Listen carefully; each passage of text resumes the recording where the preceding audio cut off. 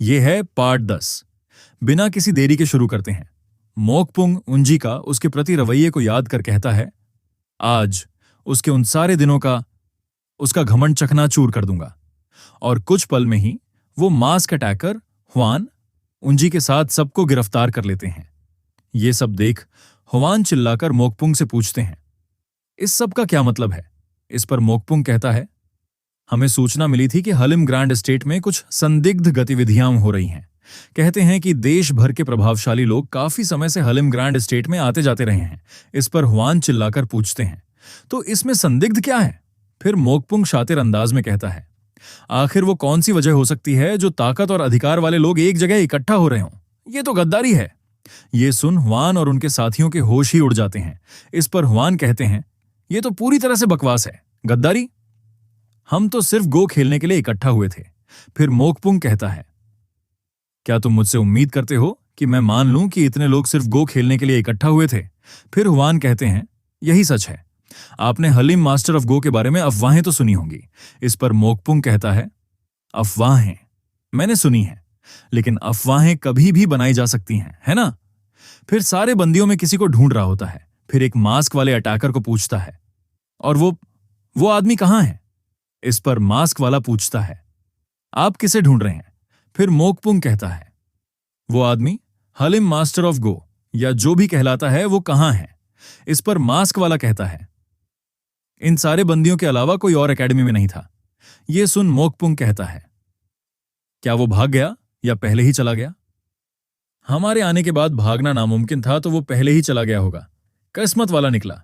फिर सारे बंदियों से कहता है, वैसे भी अगर आप लोग निर्दोष हैं तो आपको जल्द ही छोड़ दिया जाएगा। जब हम एकेडमी की जांच करेंगे और कोई मसला नहीं मिलेगा तो हम आपको छोड़ देंगे और माफी भी मांगेंगे। तभी एक मास्क अटैकर एकेडमी से एक बुक लेकर मोकपुंग के पास आता है और कहता है, हमें मिल गया।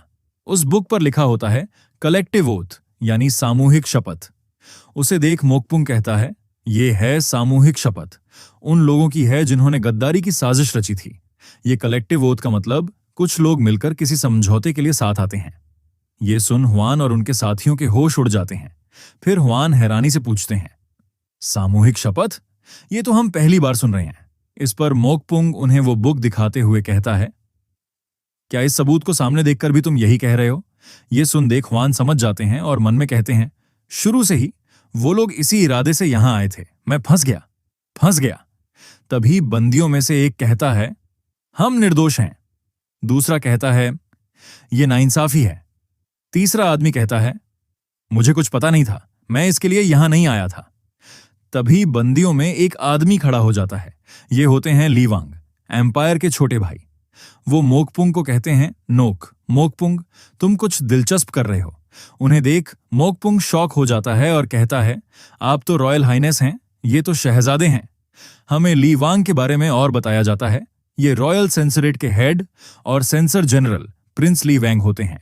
फिर वो चिल्लाकर मोकपुंग को कहते हैं, मुझे सेंसर जनरल कहकर पुकारो। उन्हें देख बंदियों में से एक कहता है, सेंसर जनरल प्रिंस ली वांग? वही दूसरा कहता है, हम बच गए। तीसरा कहता है, चूंकि प्रिंस ली ने सब देखा है, वो जान लेंगे कि हम निर्दोष हैं। उन्हें देख मोकपुंग हाथ जोड़ते हुए कहता है, अगर मुझे पता होता कि आप यहां हैं तो मैं इतना सख्त कदम नहीं अपनाता। इस पर ली वांग कहते हैं, मैं भी ऐसे बंधनों से बंधने वालों में से नहीं हूं, तो इन्हें जल्दी खोलो। फिर मोकपुंग कहता है, उससे पहले मुझे कुछ पूछना है। इस पर ली वांग कहते हैं, कुछ पूछना है? फिर उन पर आरोप लगाते हुए मोकपुंग कहता है, तुमने गद्दारी की प्लानिंग क्यों की?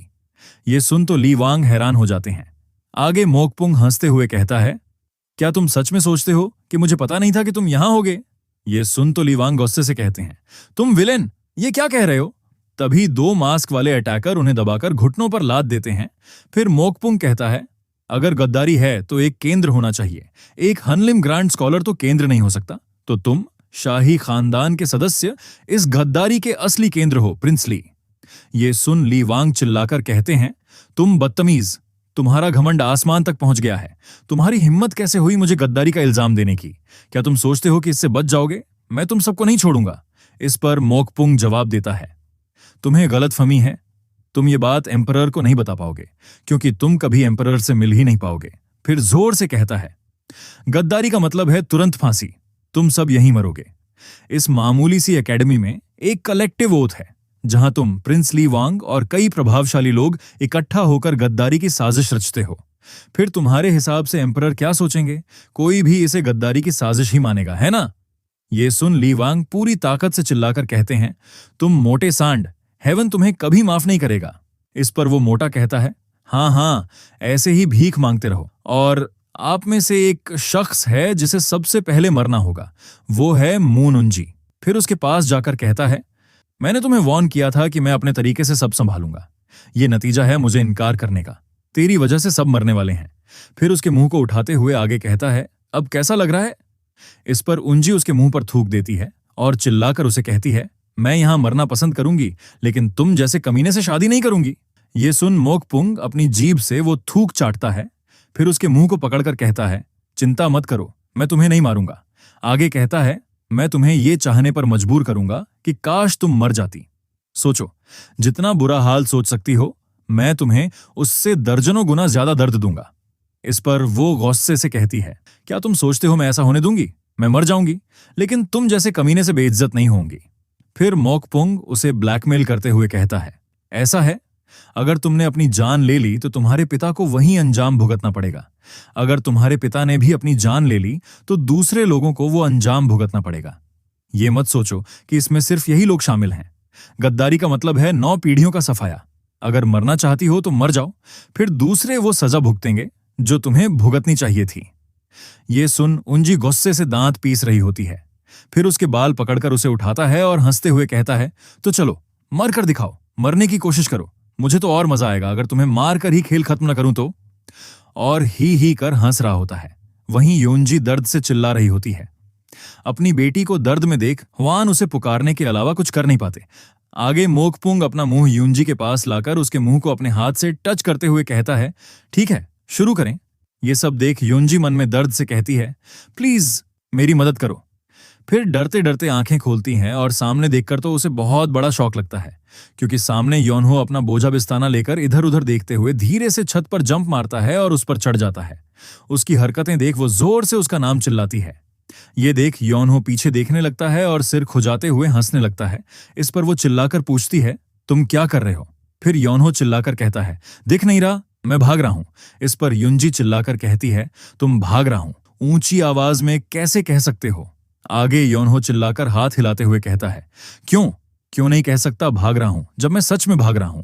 तुम पढ़े लिखे खानदान से हो, इसलिए तो तुम्हें मेरी बोली पसंद नहीं आ रही है ना? इनकी बातें सुन सारे लोग हैरान होते हैं। युंजी उससे चिल्लाकर कहती है, साले, तुझे हमारी मदद करनी चाहिए। इस पर योनहो कहता है, किसकी मदद? मैं खुद ही मुश्किल से बच रहा हूं। इस पर वो हैरानी के साथ गुस्से से कहती है, तुम्हें मार्शल आर्ट्स आती है, तुम मदद कर सकते हो। इस पर योनहो हाथ झटकते हुए कहता है, अगर मैं इस लड़ाई में मेरी इन स्किल्स पर भरोसा करके दिखावा करने की कोशिश करूंगा तो समय से पहले ही टपक जाऊंगा। ऐसे वक्त में अनदेखा करना ही लंबी उम्र का शॉर्टकट है।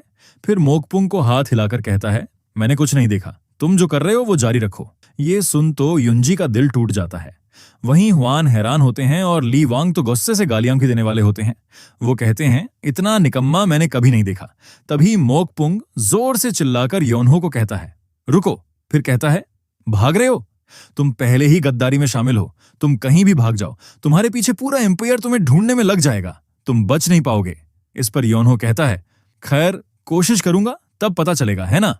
इस पर मोकपुंग कहता है, तुम बेवकूफ हो। एम्पायर बड़ा है, लेकिन ऐसी कोई जगह नहीं है जहां अधिकारी ना हो। तुम जैसे एक को ढूंढ निकालना कुछ भी नहीं है। इस पर योनहो वहां से जाते हुए कहता है, हाँ ठीक है, मैं तो जा रहा हूं, तुम बाद में ढूंढ लेना। ये सुन तो मोकपुंग का दिमाग खराब हो जाता है और मास्क वाले अटैकर को कहता है, पकड़ो इसे। इतना सुनते ही एक अटैकर योनहो की तरफ जाने लगता है। अटैकर को योनहो की तरफ जाता देख उंजी चिल्लाकर योनहो को कहती है, भाग जाओ। ये आवाज सुन योनहो वहीं रुक जाता है। फिर एक स्माइल करता है।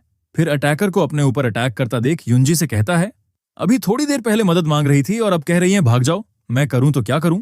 तभी अटैकर उस पर हमला कर देता है, लेकिन तभी उसे पता चलता है कि ये तो उसकी आफ्टर इमेज है। वहीं योनहो बिजली की रफ्तार से उस अटैकर के पीछे आ चुका होता है और अटैकर कुछ करता उससे पहले ही योनहो लाइटनिंग की स्पीड से अपनी कोहनी से उस पर अटैक कर देता है।